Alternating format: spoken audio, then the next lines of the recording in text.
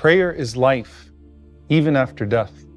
How many times have you skipped over an opportunity to pray an extra prayer?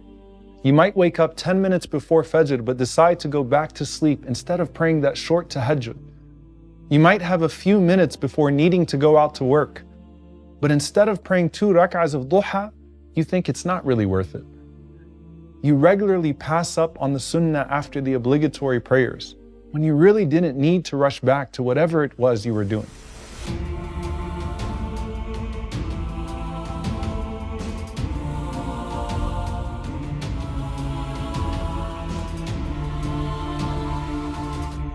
It seems like in this dunya, extra prayer is at the bottom of the priority list. It will only get done as long as I have nothing else to do at that time. But in the barzakh, it's the most precious of provisions. If the dead could speak, what do you think they would say? We actually know the answer, and it's surprisingly a very specific one. The Prophet ﷺ passed by a grave, and he said to the companions, "Who is the occupant of this grave?" And they said, "So and so." He said, "You see this man? رَكْعَتَيْنِ أَحَبُّ إِلَى هَذَا مِنْ بَقِيَّةِ دُنْيَاكُمْ 2 rak'ahs are more beloved to him than everything of what remains of your worldly life." In another narration, the Prophet ﷺ said, "رَكْعَتَانِ خَفِيفَتَانِ مِمَّا تَحْقِرُونَ 2 light rak'ahs, which you regard as insignificant, but which this person could have added to his deeds, are more beloved to him than everything that remains of your worldly life." If you look at most of the dreams of the Salaf where they were asked what they wish they could do now that they're dead, it's pray 2 rak'ahs.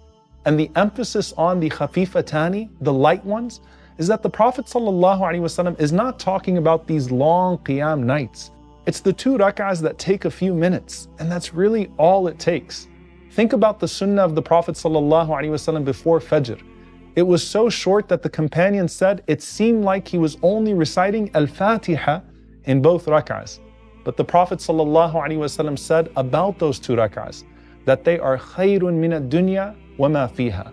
They are more beloved to me and better than this entire world and what is in it. Our Prophet ﷺ used to treat those voluntary prayers like they were once-in-a-lifetime opportunities.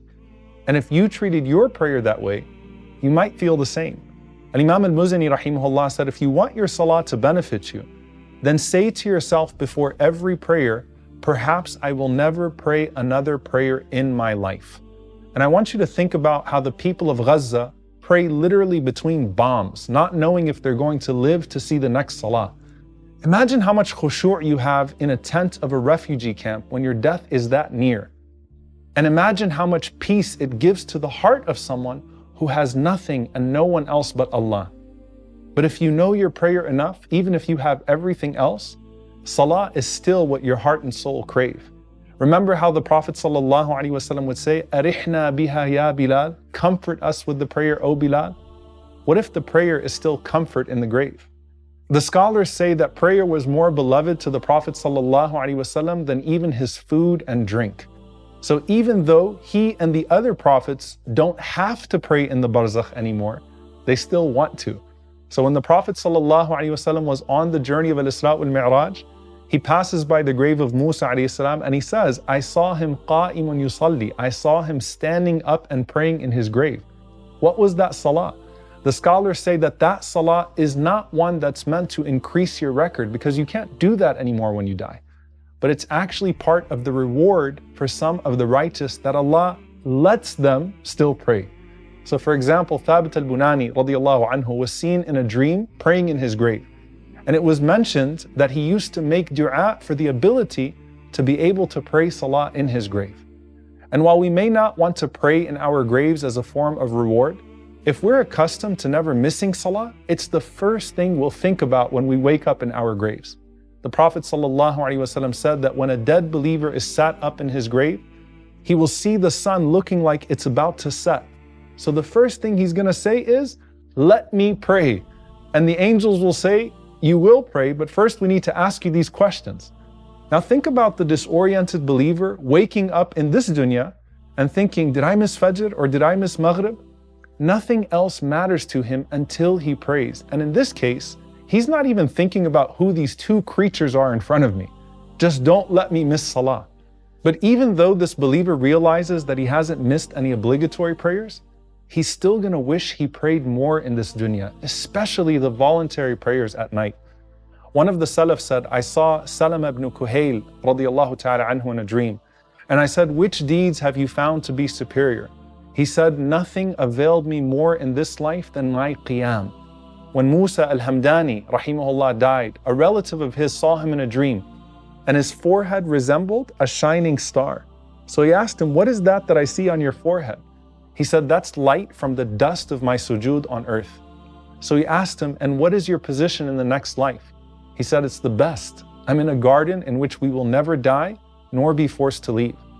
And as you're thinking about the groups of believers that are crowding the houses of Allah, especially in these last 10 nights, Kathir ibn Murrah said, it appeared in a dream that I entered into an upper level of Jannah. So I began to walk in amazement. And as I was walking, I reached a group of women who appeared to be in a masjid. So I asked, how did you get here? They said, through our sajda and our takbirat, through our prostration and our proclaiming the greatness of Allah. So we find the moments that people in the barzakh value the most in their life was their head on the floor in the depths of the night. Remember how the Prophet ﷺ said that a skin with the Quran would not be touched by fire? The same is true for the place of sajda on your forehead. Allah has forbidden the fire to consume it. That was the portal to your soul's ascension, not a mark of pride, but a mark of humility. The closest you are in your prayer is in your prostration. And the greatest act of worship to connect to Allah with is your prayer. But sometimes, the greatest way for Allah to connect you to Him is through a difficult trial.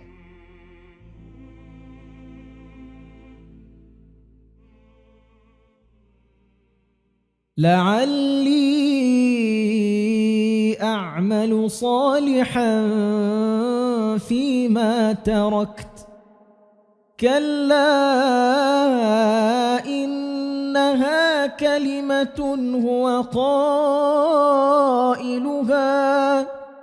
ومن ورائهم